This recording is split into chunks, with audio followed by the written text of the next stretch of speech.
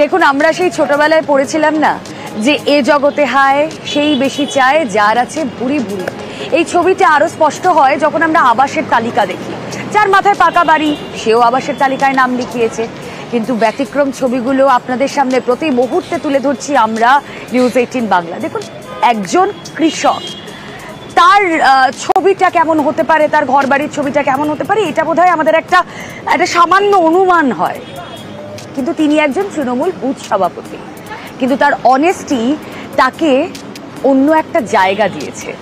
তার ছেলে চাকরি করে, তাই পাকা বাড়ি হতে পারে, পাকা বাড়ি করে নেওয়ার সামর্থ্য তাদের আছে, তাই আবাসে তার নাম লেখানোর কোনো দরকার নেই, আবাসের ঘর তিনি ফিরিয়ে দিচ্ছেন। এমন বিবেকবান নেতা দৃষ্টান্ত হয়েই থাকবে, তাই না? পূর্ব মেদিনীপুরের পাঁশকুড়ার এই ছবি। আসুন আরো ডিটেলে কথা বলি, আমাদের প্রতিনিধিও সঙ্গে থাকবেন। তৃণমূল বুথ সভাপতি, তিনি ফিরিয়ে দিলেন টাকা।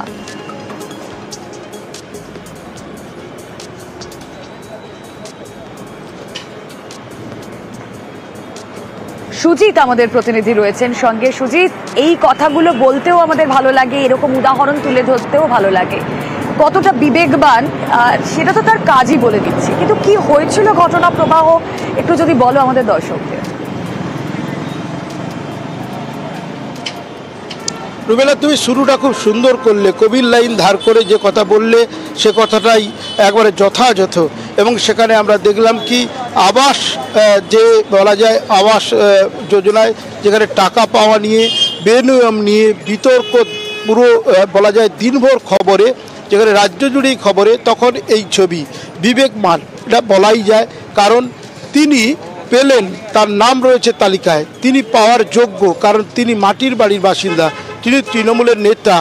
তিনি বলছেন যে গেল রব যখন, তখন একটু অন্যরকম ভাবনা আমার, কারণ আমি দলটা তৃণমূল করি, সেখানে আমার মনে হলো যে আমি কেন নেব, আমার থেকে আরও যারা দরিদ্র তারা পাক। তিনি বলছেন সরকারি চাকরি হয়তো করে না, কিন্তু আমার দুই ছেলে চাকরি করে, তারা বেসরকারি বা উপার্জন করে, তাদের টাকা আমাদের চলছে, আমরা পারবো আজ না হলেও কার পাকা বাড়ি করবো। কিন্তু যাদের এখনো মাথা গোজার ঠাঁই নেই তাদের জন্যই আরও ভাবুক সরকার প্রশাসন। এবং তিনি বিডিওর কাছে লিখিতভাবে জমাও দিলেন তার মনের কথা লিখে, কি না তিনি নেবেন না এবং তিনি তার বাড়ি তার ছেলেদের সাহায্যে করবেনও, না করলেও যে মাটির বাড়ি তাতেই তিনি সন্তুষ্ট।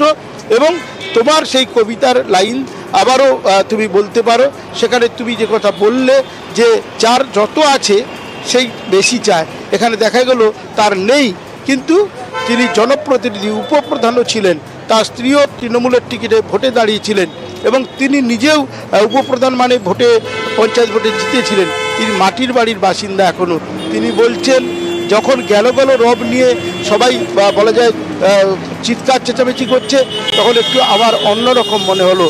এমনটাও তো হতে পারে, কি হতে পারে না, আমি আমার পাওয়া এই টাকা নেব না, এবং সেটা শুধু মুখের কথা নয়, তিনি বিডিওর কাছে গিয়ে বলেও দিলেন, লিখিতভাবে জমাও করলেন। এই ঘটনা পাঁশকুড়ার, যা নিয়ে শুধু জেলা নয় রাজ্য জুড়েই হইচই শুরু হয়েছে এবং ভালো কথা শোনা যাচ্ছে।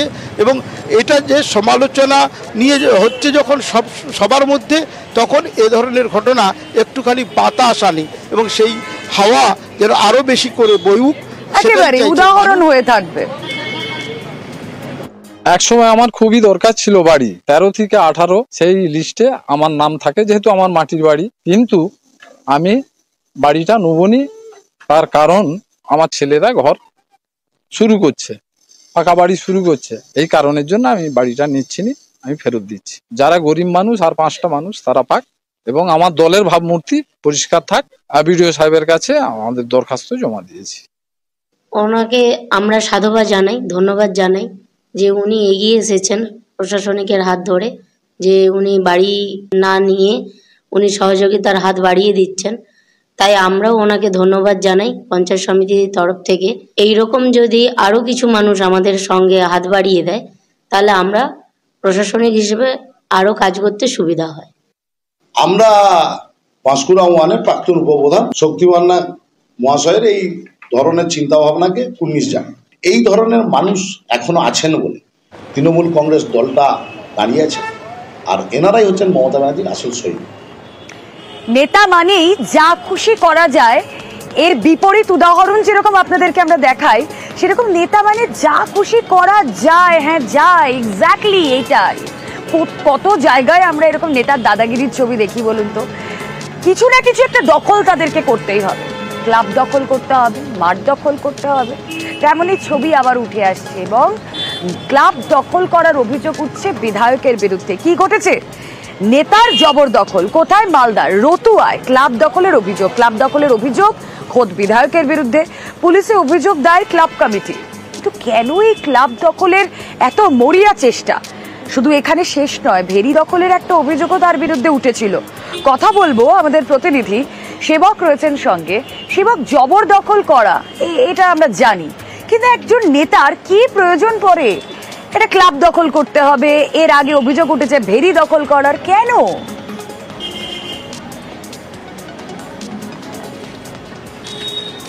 একদমই দেখো রুমেলা, ফের বিতর্কে জড়ালেন মালদহের রতুয়ার তৃণমূল বিধায়ক, একই সঙ্গে যিনি মালদা জেলা তৃণমূলের চেয়ারম্যান সমর মুখোপাধ্যায়। এর আগে ভেরি দখল করেছিলেন দলের ঝান্ডা নিয়ে, এমনটাই অভিযোগ ছিল। পুলিশের দ্বারস্থ হয়েছিলেন যারা ভেরির কর্তৃপক্ষ। আর এবার নিজের এলাকা, নিজের বাড়ির এলাকায় ক্লাব দখলের অভিযোগ বিধায়কের বিরুদ্ধে। গত 8 নভেম্বর তিনি এই দখলের কাজটি ছাড়েন দলবল নিয়ে গিয়ে, অনুগামীদের সঙ্গে নিয়ে গিয়ে, যার জন্য পুলিশের দ্বারস্থ হয়েছেন ক্লাবের সভাপতি সম্পাদক। তাদের অভিযোগ, যেভাবে বিধায়ক দলবল নিয়ে ঢুকে তালা ভেঙে ভিতরে ঢোকেন এবং নিজের অনুগামীদের মধ্যে থেকে তিনি সভাপতি, নতুন সম্পাদক নির্বাচন করেন। এরপর তিনি পাল্টা তালা ঝুলিয়ে দখল নিয়ে নেন ক্লাবের। আর এতেই তারা ক্ষিপ্ত যারা ক্লাবের সদস্য, তারা বলছেন প্রয়োজনে আদালত পর্যন্ত যাবেন, কিন্তু এই ধরনের জবরদখল বিধায়কের তারা তা সহ্য করবেন না। ঘটনায় চাঞ্চল্য ছড়িয়েছে, ঘটনায় বিব্রত শাসক দল তৃণমূল। দলের অভ্যন্তরে বিধায়কের ভূমিকা নিয়ে প্রশ্ন উঠেছে। কর্মাধ্যক্ষ মালদা জেলা পরিষদের তৃণমূল সদস্য, তিনিও বলছেন বিধায়ক যে কাণ্ড করেছেন দলের ভাবমূর্তি খারাপ হচ্ছে। বিধায়ক কান দিয়ে দেখছেন, বিধায়ক প্ররোচিত হচ্ছেন অন্যের দ্বারা, আর পরপর যেসব কাণ্ড ঘটাচ্ছেন তার দলকে বিব্রত করছেন। যদিও বিধায়ক কিন্তু বলছেন এটা গন্ডগোলের কোনো ব্যাপার নাই, নিজের বাড়ি, নিজের এলাকায়, নিজের ক্লাব, যারা যা পারে পুলিশে যাক, তিনি কিছু বলবেন না। সব মিলিয়ে বিধায়কের বিরুদ্ধে যে ক্লাব দখল, এটা নিয়ে কিন্তু হইচই পড়ে গিয়েছে মালদায় রুমেলা। সমর মুখার্জি মহাশয় কিছু লোকজনকে নিয়ে এসে আমাদের কাটাহাদিয়ারা বাসন্তী সংঘ যে ক্লাব, সেই ক্লাবে আচমকায় এসে তালা ভেঙে প্রবেশ করে। তার কি উদ্দেশ্য জানি না, আমাকে এর আগে হুমকি দিয়েছিল, বারবার বলেছিল তুমি রিজাইন করো, রিজাইন করো। প্রতিবাদ করলে এখন একটা ঝামেলার সৃষ্টি হতো। প্রশাসনকে একটা কমপ্লেন করেছি, সেটা হলো বহিরাগত ভূতনি, রতুয়া, ভালুকা, এদের সব বাইরের লোক, মাকাইয়া, বাইরের লোক, দলীয় লোকজন নিয়ে এসে এগুলো করেছে। কোনো গন্ডগোল হয়নি, কোনো গন্ডগোল হয়নি। আপনার নামে এফআইআর করেছে? হ্যাঁ, করুক না। ফাঁড়িতে তোরা ক্লাব কি দখল হয়েছে? যেটা করেছেন তালা ভাঙাটা লোকজন নিয়ে গিয়ে, সেটা একেবারেই সমীচীন হয়নি। কারণ ক্লাব একটা অটোনমাস বডি, ওদের ক্লাবের সদস্য আছে, তাদের নিজস্ব নিয়ম কানুন আছে এবং একটা রেজিস্টার্ড ক্লাব এবং নিজস্ব জায়গাতে ওদের ক্লাব আছে। সেখানে উনি তালা ভেঙেছেন, সেক্রেটারি প্রেসিডেন্ট নাকি চেঞ্জ করেছেন, এটা শুনেছি। এটা উনি করতে পারেন না। না, এটা আমাদের পার্টির ভাবমূর্তি নষ্ট হচ্ছে, এটা একবারে অনস্বীকার্য। হ্যাঁ, রাজ্য নেতৃত্বকে জানাবো, মানে আমি আমার লেভেল থেকে জানাতে পারি, এটা না করাটাই উচিত ছিল আমাদের এমএলএ সাহেবের। রতুয়াবাসীর দুর্ভাগ্য যে আমরা এমন একজন এমএলএ পেয়েছি, জনপ্রতিনিধি, যিনি জনগণের কথা ভাবেন না। আগাগোড়াই দেখে আসছি তিনি নিজের ব্যক্তিগত স্বার্থটাকে সবার উপরে দেখেন। ক্লাবের ক্ষেত্রেও, জলকরের ক্ষেত্রেও বিভিন্ন জায়গাতে তার এ দখলদারি চলছে।